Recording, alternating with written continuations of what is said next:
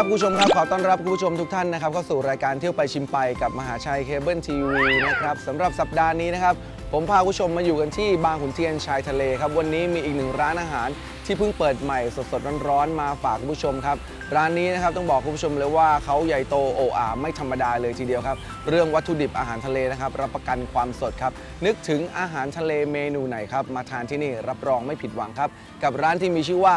ทานทะเลซีฟู้ดครับจะเป็นยังไงนั้นเดี๋ยวตามผมไปชมเลยครับ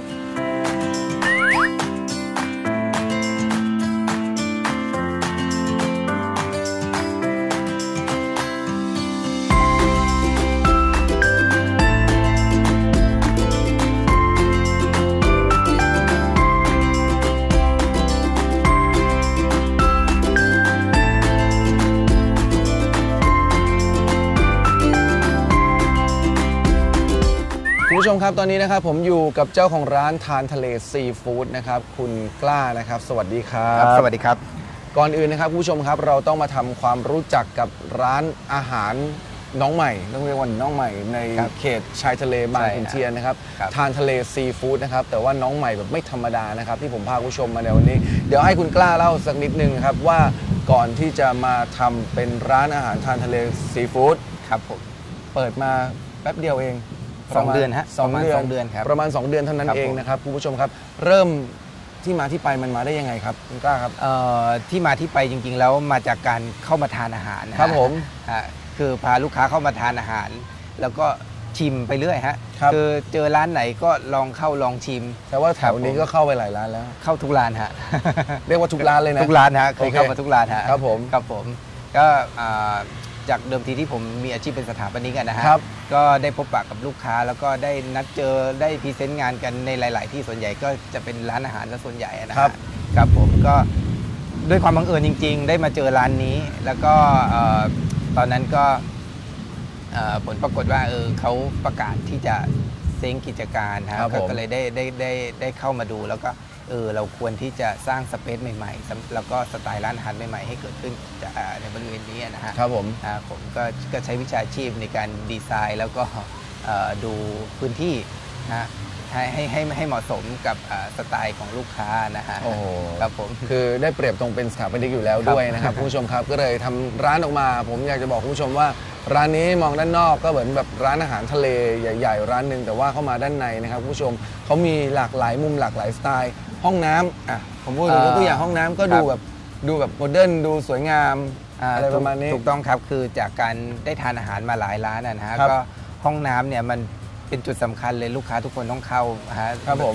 สิ่งแรกที่จะได้เจอมันก็คือในเรื่องของความสะอาดครับผมครับความสะอาดแล้วก็บรรยากาศภายในฮะแปลว่าเป็นคนที่ชอบเข้าร้านอื่นแล้วก็เก็บข้อมูลมาค่อนข้างเยอะอีกหนึ่งอย่างที่ผมเห็นของร้านทานทะเลซีฟู้ดอาจจะไม่ได้เกี่ยวกับข้าวเลยนะครับผู้ชมครับมันเป็นโซนของโซนคิดครับของเด็กใช่ครับเนื่องจากว่าลูกค้าที่เข้ามาทานส่วนใหญ่เป็นลูกค้าที่เป็นลักษณะครอบครัวส่วนใหญ่ครับก็จะมีทั้งคนแก่คนชราแล้วก็จะมีทั้งเด็กด้วยแล้วก็ต้องดีไซน์สเปซเอาไว้เผื่อสำหรับเด็กๆด้วยฮะเด็กๆแบบว่าทานข้าวก็จะอิ่มเร็วนิดนึงนะครับแทนที่ผู้ใหญ่จะได้ทานเด็กๆก็ไปอยู่ในโซนที่ทางร้านเขาจัดไว้ให้มีพื้นที่จัดไว้ให้ด้วยนะถือว่าเป็นอีกจุดหนึ่งที่ร้านอาหารไม่ค่อยจะได้เห็นสักเท่าไหร่ห้องน้ำของร้านเขานะครับจะไม่พูดถึงก็ไม่ได้ต้องบอกว่าสีสันสวยงามและอย่างร้านเนี่ยเรามองว่าเป็นเพิงหลังคาจากแต่ว่าด้านในยังมีโซนแบบ outdoor แล้วก็กำลังทำอยู่ก็เป็นโซนห้องแอร์ใช่ครับแล้วก็ยังมีมุมถ่ายรูปหรือว่าเป็นมุมอะไรที่มันออกแบบดูเขาเรียกว่าดูโมเดิร์นหรือว่าดูอะไรออกแนวอาร์ตนิดหน่อยครับผมก็จะมีรูปเพ้นท์ตามฝาผนังที่เป็นสไตล์ของร้านเราเองนี่คือการตกแต่งร้านนะครับของทานทะเลซีฟู้ด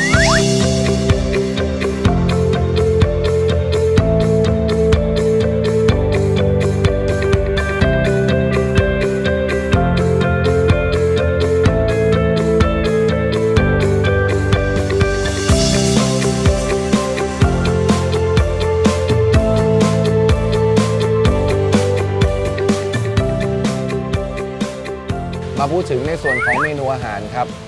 เมนูอาหารของเราก็เน้นเป็นซีฟู้ดอยู่แล้วใช่ไหมครับวัตถุดิบของเราพรีเซนต์ยังไงบ้างครับผมวัตถุดิบของเราเนี่ย เราจะเน้นที่เป็นพวกปูเป็นปลาเป็นซะส่วนใหญ่นะครับวัตถุดิบเราจะไม่ใช้วัตถุดิบที่เป็นวัตถุดิบที่ฟรีซแช่แข็งมาครับผมเราเน้นความสดแล้วก็ความใหม่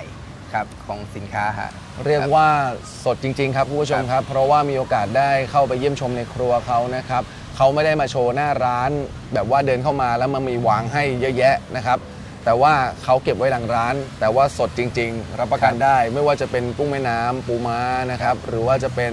ปลาช่อนนะครับปลาช่อนไซส์อ้วนๆนะครับรวมไปถึงปูไข่นะครับมีแบบว่าเรียกว่าปลากระพงอีกอย่างหนึ่งที่ทุกอย่างอยู่ในครัวของเขาผมไปเยี่ยมชมความสดมาเรียบร้อยแล้วแหละเห็นเลยว่ามันแบบมันเป็นยังไงอ่ะเรามีพื้นที่ส่วนหนึ่งสำหรับเอาไว้พัก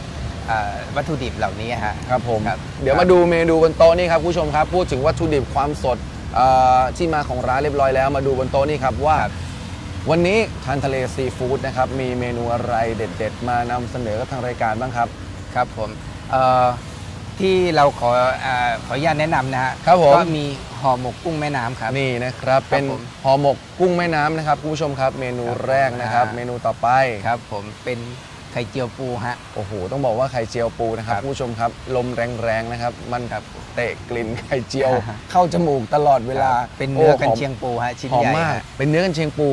ชิ้นใหญ่นะครับผู้ชมครับทอดมาเป็นทอดไข่เจียวฟูๆกรอบๆแบบนี้นะครับแล้วโรยด้วยกันเชียงปูนะครับนี่ต่อไปปลากระพงครับปลากระพง5 เซียนครับตัวนี้เป็นปลากระพงไซส์ขนาด1 โลนะฮะ1 โลถึง1 โล 2 ขีดนะฮะเราจะใช้ไซส์ประมาณนี้ใช่ครับนะครับไซส์1 โลถึงโล 2นะครับก็จะออกมาเป็นหน้าตาประมาณนี้จานขนาดนี้เลยใช่ครับรสชาติเปรี้ยวหวานฮะครับถ้าเปิดเมนูเขาจะเจอหน้าแรกเลยครับอันนี้นี่เมื่อกี้ผมแอบเปิดดูจะมีอยู่เป็นปูไข่ดองฮะปูไข่ดองครับทำมาหน้าตาแบบนี้ครับผู้ชมครับใครที่ชอบทานปูไข่ดองน่าทานไหมฮะดูครับ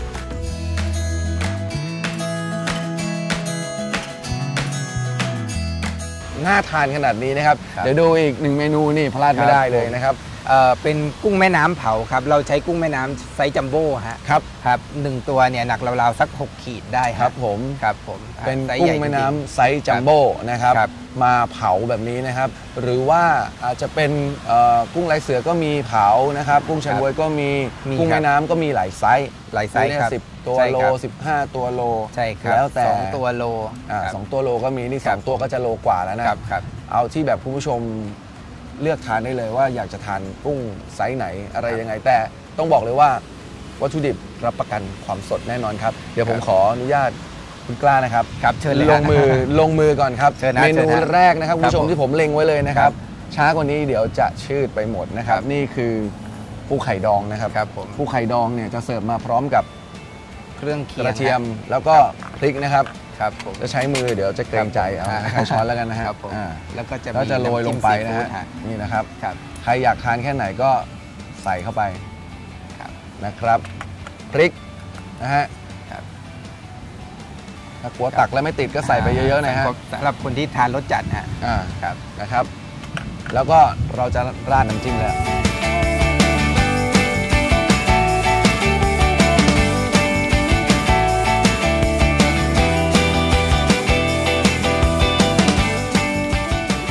จะได้เห็นว่ามันน่ากินขนาดไหนน่าทานมากฮะดูฮะนี่ฮะปูไข่ดองนะครับขออนุญาตนะครับครับเชิญนะรสชาติเป็นไงบ้างฮะอร่อยมากเลยครับแซ่บมากแต่ต้องบอกว่ารสชาติน้ำจิ้มจัดจ้านแล้วก็ที่สำคัญมันไม่เค็มที่สำคัญที่มันดองมาเนี่ยดองน้ำปลาเนี่ยเห็นน้ำเยิ้มๆไข่เยิ้มๆนะของไข่มันมากแต่ว่าน้ำปลาที่ใส่มาเนี่ยมันไม่ทำให้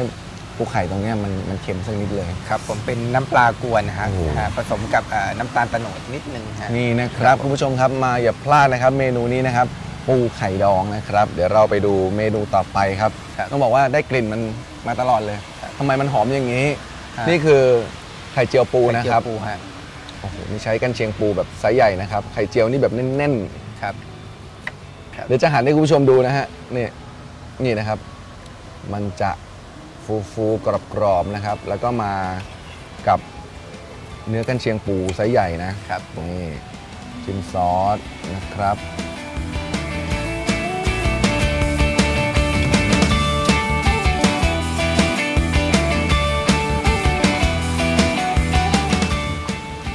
อร่อยมากอันนี้ต้องกินประมาณสัก3 คน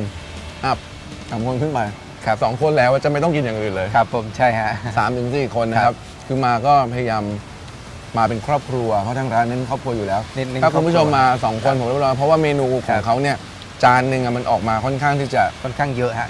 เยอะและใหญ่คือจัมโบ้ประมาณนั้นคืออย่างปลาเนี่ยก็มาแบบเป็นจานใช้วัตถุดิบไซส์จัมโบ้เลยฮะถ้ามา2 คนก็จะทานลำบากหน่อยมาสัก5 คน 6 คนอะไรแบบนี้ก็จะสั่งได้หลากหลายเมนูหน่อยนะครับอันนี้ก็เป็นอีก1 เมนูนะครับที่พลาดไม่ได้ไข่เจียว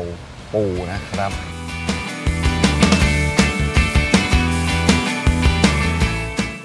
เมนูที่3นะครับคุณผู้ชมครับนี่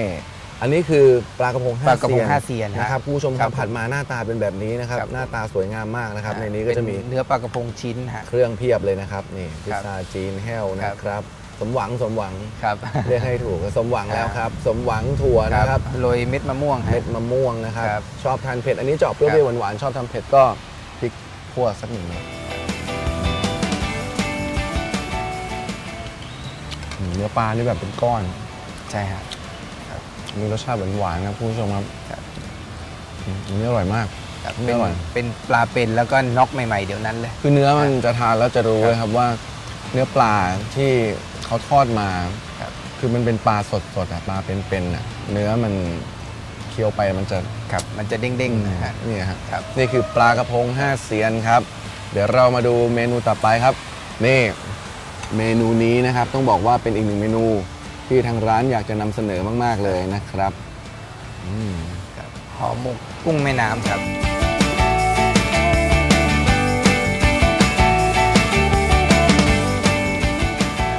แบบนี้เลยครับคุณผู้ชมครับเนื้อกุ้งนะเนื้อกุ้งที่ลงไปนึ่งคลุกกับที่แกงห่อหมกในนี้ก็จะมีส่วนผสมและวัตถุดิบอื่นๆที่ทำเพิ่มรสชาติให้มันอร่อย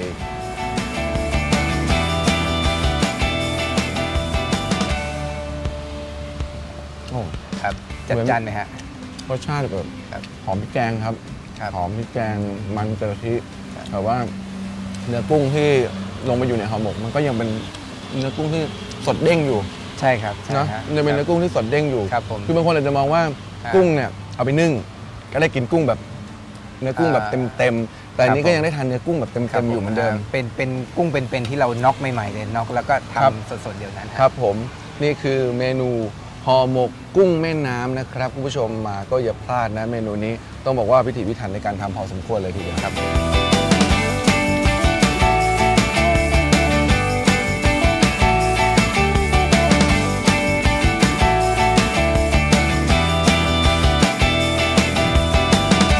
โอเคครับเดี๋ยวเรามาดูเมนูสุดท้ายของวันนี้นะครับผมเชื่อว่าคุณผู้ชมหลายท่านเห็นแล้วจะต้องอยากทานเหมือนผมตัวใหญ่ไหมอะลองดูสิว่าขนาดนี้นะครับไซส์จัมโบ้ฮะตัวนี้ประมาณ6 ขีดได้ฮะประมาณจานประมาณนี้นะครับไซส์ประมาณ6 ขีดจานประมาณนี้นึ่งออกมามันประมาณนี้เนื้อประมาณนี้นะขออนุญาตก่อนเลยแล้วกันนะครับเดี๋ยวผมทานให้ดูครับผมทานให้ดูว่ามันจะมันขนาดเต็มเลยฮะ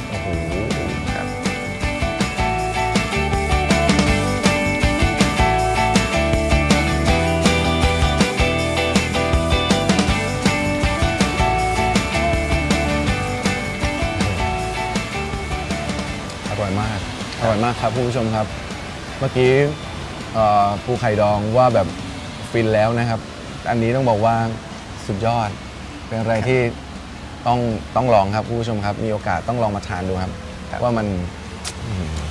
กุ้งสดมันเยิ้มๆกับน้ำจิ้มซีฟู้ดรสจัดจ้านมันจะทำให้คุณแบบอร่อยขนาดไหนครับผม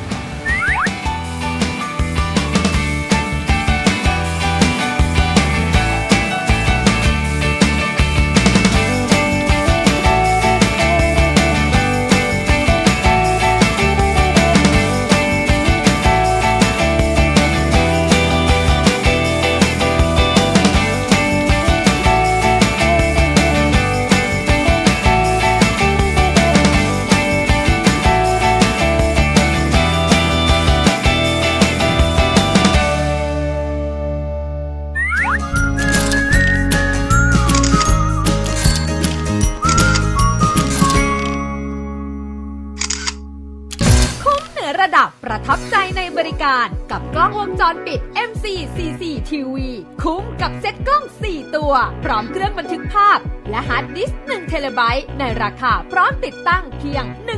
15,900 บาทเหนือกว่าด้วยการรับประกันตัวกล้องถึง 4 ปีประทับใจในบริการหลังการขายเซอร์วิสฟรีที่เป็นความปลอดภัยให้ MCCCTV ดูแลบ้านและสำนักงานของคุณด้วยความคมชัดระดับ HD ชัดทั้งกลางวันและกลางคืนด้วยไฟอินฟราเรด 30 ดวงดูผ่านมือถือของคุณได้ทุกระบบฟรีตลอดอายุการใช้งานราคาเพียง 15,900 บาทอย่ารอช้าราคานี้หมดแล้วหมดเลยพร้อมบริการรับออกแบบวางระบบความปลอดภัยภายในอาคารหอพักอพาร์ตเมนต์โรงงานคุ้มเหนือระดับขนาดนี้เลือกกล้องวงจรปิด MCCCTV คมชัดประหยัดกว่าสอบถามโทร 034-425-456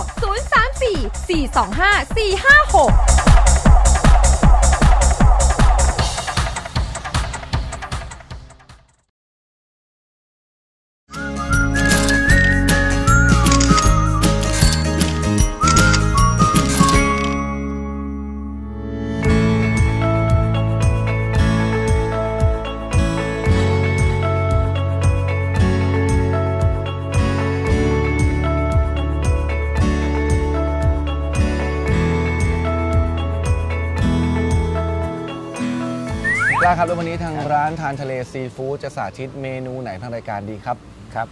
วันนี้ทางเราจะสาธิต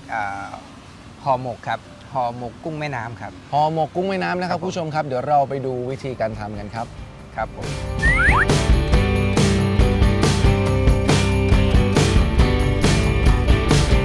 และผู้ที่จะมาสาธิตเมนูห่อหมกกุ้งแม่น้ำนะครับก็คือเชฟแสนนะครับสวัสดีครับเชฟครับสวัสดีครับก่อนอื่นนะครับเรามาดูส่วนผสมและวัตถุดิบของเมนูห่อหมกกุ้งแม่น้ำครับเชฟครับมีอะไรบ้างเป็นกุ้งแม่น้ำครับครับกุ้งแม่น้ำสดๆนะครับนี่นะครับแล้วก็มีพริกแกงนะครับแกงครับผมแล้วก็มีกะทิครับกะทิน้ำตาลมะพร้าวครับน้ำปลาครับแล้วก็พริกขี้หนูสับหยาบครับแล้วก็พริกชี้ฟ้าแดงชี้ฟ้าใบมะกรูดแล้วก็ไข่ไก่ครับไข่ไก่แล้วก็เนื้อปลากรายครับผมเนื้อปลากรายนะครับขั้นตอนการทำครับเชฟลงมือเลยครับผมเริ่มต้นนะครับเราจะเริ่มต้นเดี๋ยวเราต้องทำกุ้งก่อนนะครับ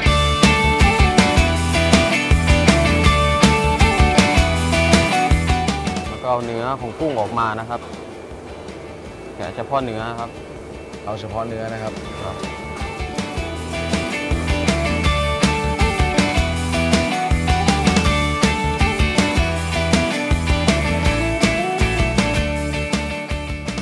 เราได้เนื้อกุ้งเรียบร้อยแล้วนะครับคุณผู้ชมครับหลังจากนั้นเราจะต่อไปเราจะตีพริกแกงห่อหมกครับตีน้ำห่อหมกครับพริกแกงห่อหมกนะครับใส่พริกแกงลงไปก่อนนะครับ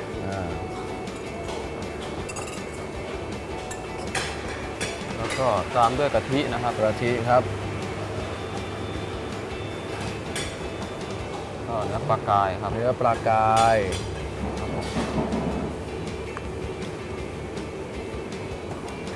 ตามด้วยไข่ไก่นะครับไก่ครับครับผมแล้วก็เป็นน้ำตาลมะพร้าวครับผมครับผมน้ำตาลมะพร้าวนะครับปลานิดนึงประมาณ1ช้อนนะครับแล้วก็พริกขี้หนูครับผมเดี๋ยวเราจะก็ตีให้เข้ากัน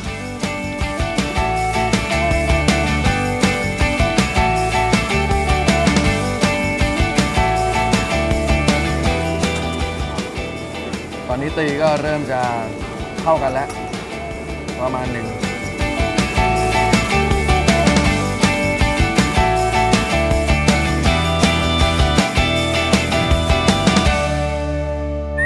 หลังจากที่เราตีนะครับเริ่มจะได้ที่แล้วนะครับเหนียวได้ที่แล้วหลังจากนั้นเชฟก็จะใส่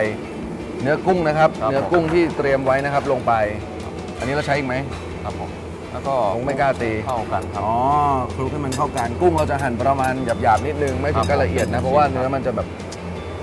เป็นเนื้อยังเป็นก้อนๆอยู่กุ้งที่เราผ่าหลังไว้นะครับคุณผู้ชมครับเราจะหัวของมันเนี่ยจะยังคงอยู่หัวหรือว่ามันเนี่ยกุ้งแม่น้ำเนี่ยมันยังอยู่เอาออกมาแต่เนื้อแล้วนำเนื้อออกมาหั่นหยาบๆนะครับแล้วก็มาคลุกกับพริกแกงห่อหมก หลังจากนั้นเราจะนำกลับเข้าไปในตัว ครับ กุ้ง เข้าไปในตัวกุ้งเหมือนเดิมครับผม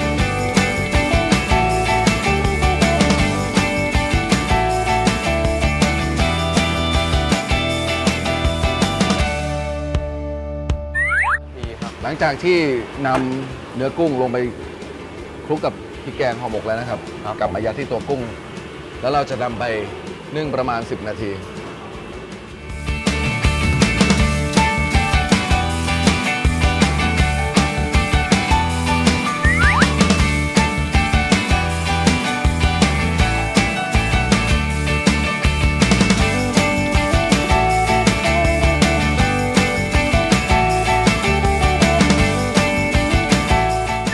เรียบร้อยแล้วครับคุณผู้ชมครับสำหรับเมนูสาธิตวันนี้นะครับห่อหมกกุ้งแม่น้ำนะครับขอบคุณเชฟแสนครับที่สาธิตเมนูนี้ทางรายการนะครับขอบคุณครับ ขอบคุณครับ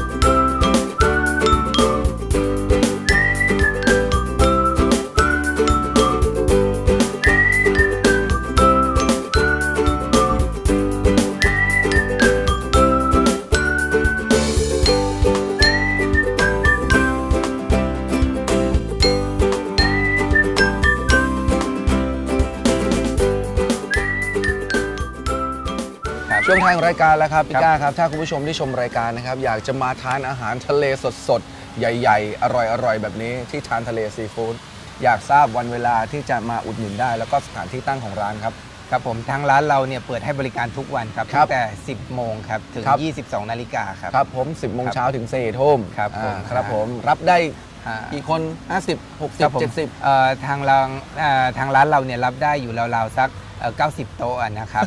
เรามีทั้งหมด 7 โซนให้เลือก เยอะมากครับ ครับผมครับ 90 มี โต๊ะ 7 โซน 7 บรรยากาศครับทั้งบรรยากาศ outdoor อินดอร์บรรยากาศแบบบาหลีบรรยากาศแบบโมเดิร์นครับเราพยายามที่จะดีไซน์สเปซเพื่อสำหรับลูกค้าที่ชอบสไตล์หลากหลายนะฮะ ครับผม ครับผม ก็ลองมาดูนะครับคุณผู้ชมครับว่าร้านนี้อย่างที่ผมบอกว่ามีหลากหลายมุมรวมอยู่ในร้านเดียวนะครับ ครับ เปิด 10 โมงถึง 4 ทุ่มสถานที่ ผม ตั้งของร้านอยู่เส้นชายทะเลบางขุนเทีย บาง น ขุนเทียนชายทะเลครับเลยเทียนทะเล 21 มาไม่ไกลครับเราสัก100 เมตรได้ ครับ ฮะ ผม ครับอยู่ริมถนนเลยฮะ ถ้าเข้าจากถนนพระราม2นะครับก็จะอยู่ซ้ายมือ แต่ว่าถ้ามาจากเส้นสหกรณ์บ้านเราแล้วเลี้ยวซ้ายมาร้านก็จะอยู่ฝั่งขวามือ ครับ นะครับเข้าไปติดตามข่าวสารของทางร้านได้ที่ ครับที่ Facebook ครับทานทะเลซีฟู้ดครับ ครับผม บางขุนเทียน ทานทะเล ชายทะเลครับ บางขุนเทียน ครับ ชายทะเล ผม ทานทะเล ครั ซี บ ฟู้ดนะครับคุณผู้ชม ค ค รั รับ บมาไม่ถูกยังไงนะครับก็โทรมาได้ตามเบอร์โทรศัพท์ที่ขึ้นให้ด้านล่างนี้นะครับสุดท้ายแล้วให้คุณกล้าเชิญชวนคุณผู้ชมที่ชมรายการแวะเวียนมาอุดหนุนที่ร้านทานทะเลซีฟู้ดนะครับ ครับผมก็ขอฝากเนื้อฝากตัวสำหรับร้านใหม่นะฮะที่เรา ครับ พยายามที่จะดีไซน์สเปซเพื่อสำหรับครอบครัวนะครับแล้วก็พยายามที่จะคัดสรรคุณภาพของอาหารนะฮะสำหรับคนละแวกกรุงเทพแล้วใกล้เคียงปริมณฑลเนี่ยฮะ ครับ ให้ได้ทานอาหารทะเลสดๆกันครับ ครับผม ครับ ผมรับประกันนะครับว่าของเขาสดจริง ๆ เพราะว่าเห็นมากับตาครับว่าทุกอย่างเนี่ยทำกันเนี่ยคือผมไม่ได้ไปบอกเขาหรอกว่าผมจะถ่ายผมก็เดินเข้าไปดูเฉยๆก็ได้เห็ ครั น บ ขั้นตอนการทำของเขาการแบ่งหน้าที่ในครัวของเขาต้องบอกว่าวัตถุดิบของเขา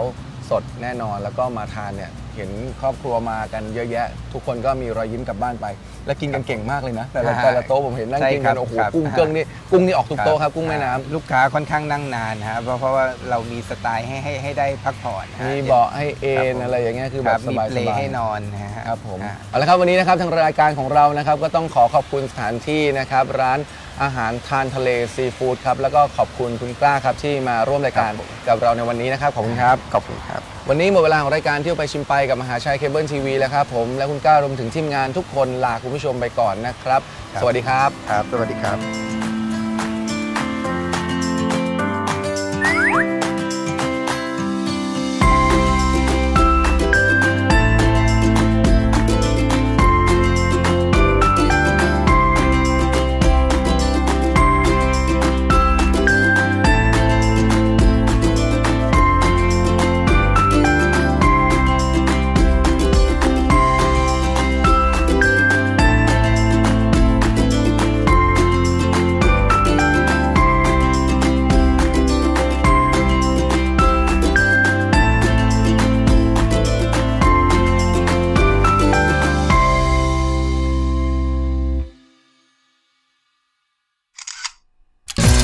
อระดับประทับใจในบริการกับกล้องวงจรปิด MC-CC TV คุ้มกับเซ็ตกล้อง 4 ตัวพร้อมเครื่องบันทึกภาพและฮาร์ดดิสก์1 เทราไบต์ในราคาพร้อมติดตั้งเพียง 15,900 บาทเหนือกว่าด้วยการรับประกันตัวกล้องถึง 4 ปีประทับใจในบริการหลังการขายเซอร์วิสฟรีคิดถึงความปลอดภัยให้ MC-CC TV ดูแลบ้านและสำนักงานของคุณด้วยความคมชัดระดับ HD ชัดทั้งกลางวันและกลางคืนด้วยไฟอินฟราเรด 30 ดวงดูผ่านมือถือของคุณได้ทุกระบบฟรีตลอดอายุการใช้งานราคาเพียง 15,900 บาทอย่ารอช้าราคานี้หมดแล้วหมดเลยพร้อมบริการรับออกแบบวางระบบความปลอดภัยภายในอาคารหอพักอพาร์ตเมนต์โรงงานคุ้มเหนือระดับขนาดนี้เลือกกล้องวงจรปิด MC-CC TV คมชัดประหยัดกว่าสอบถามโทร 034-425-456